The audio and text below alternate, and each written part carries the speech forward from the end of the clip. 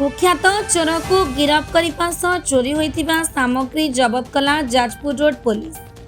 जाजपुर जिलार जाजपुर रोड थाना अंतर्गत लक्ष्मीनगर हुड़ी साई रे रहुतिबा आदित्य पात्र पुओ चगला पात्र 45 वर्ष को गिरफ्त करिछि Jajpur road police. Jajpur road SDPO Sharad Chandra Patra थाना परिसर में विभिन्न गणमाध्यम सूचना दी कहले किछि दिन पूर्व कलिंगनगर अतिरिक्त जिलापाल कार्यालय जाजपुर रोड दौराजज बासभवन और पंजाब नेशनल बैंक चोरी होता संपर्क में जाजपुर रोड थाना अभियोग होता। यह सबूर अभियोग को भित्ति कर Jajpur road police Jajpur SP निर्देश क्रमे एक स्वतंत्र एक टीम गठन कर तदंत चलाइथिले। यह सबु केस रे संपुक्त थिबा अभियुक्त चगला पात्र को पुलिस गिरफ्त करने सह ता निकट 2 गोटी लैपटॉप 2 गोटी मोबाइल फोन 2 गोटी टंका गहना मेसीन समेत चाबी भांगिबार किछि जंत्रपाति और आसबाबपत्र सीज करिथिबा एसडीपीओ शरद पात्र सूचना देथिले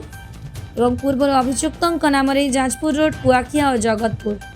घसीपुरा थाना पृथक पृथक भाव 33 कोटी केस रहिथिबा मध्य सूचना दिया जाई अछि। जाजपुर रोड मजिस्ट्रेट विरचा प्रसाद पंडा अभियोग को भित्ति करी अभियुक्त को IIC Ashish Kumar Sahu case number 215 2026 section 331 4 305 PNS बुधवार कोर्ट चलाण करा जायतिबा एक प्रेस विवृत्ति रे जाजपुर रोड थाना पक्षरु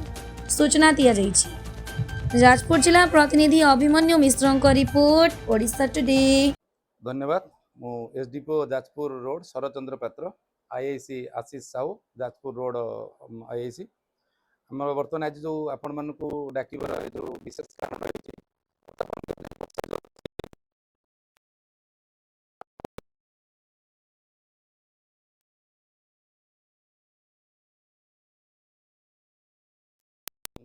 गत 7/4/2026 रे से आमर जे अच्छी जाजपुर रोड जे मजिस्ट्रेट तांको घरे पशि अनुपस्थित रे तांको घर कबाट भांगी आलमीरा भांगी एटा चोरी करथिला ए लैपटॉप ए मोबाइल फोन आउ से दिन राति रे एडीएम कलिंगनगर जो अच्छी आमर ऑफिस अच्छी से ऑफिस चोरी करी मध्य सेतु टंका चोरी करथिला से टंका मध्य रिकवरी हेछि एवं पीएनबी आमर जो अच्छी चोरदार पंजाब नेशनल बैंक ता मध्य भितर पशिकी मध्य चोरी करथिला। तेणु ये जो चोरी रो कारण बढ़िला परे आईआईसी एसपी जाजपुर निर्देश क्रमे 2टी स्पेशल टीम गठन होइतिला। 2टी स्पेशल टीम गठन होई जो सीसीटीवी जो थिला मोर 3 जगार सीसीटीवी को पुंखानुपुंख भावे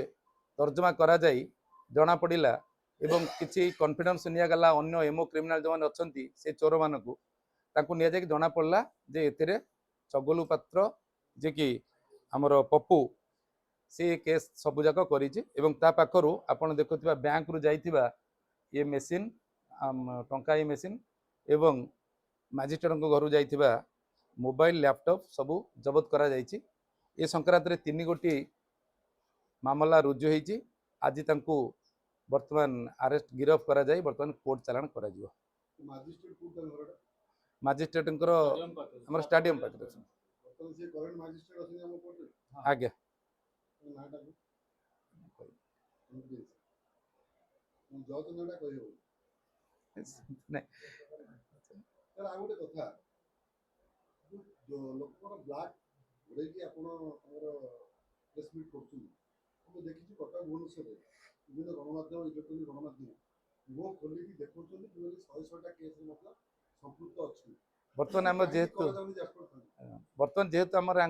टीआई पैरेड करूँ आम सीसीटीवी आमर अच्छी टीआई पैरेड करूँ साक्षी मैंने राजी अच्छा तेणु बर्तमान टीआई पैरेड करने आमको तार मुहटा को घोड़े पड़ो कौन गणमाध्यम को दि जापर ना तेणु यह प्रकाशित हो जोटा कि आमर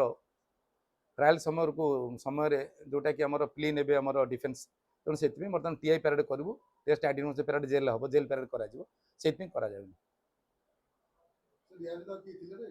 ये सबुत एकोटे आम जिते 3टा सीसीटीवी अच्छे सबुत एक जन ये गोटे पूरे मासे गोटे मासे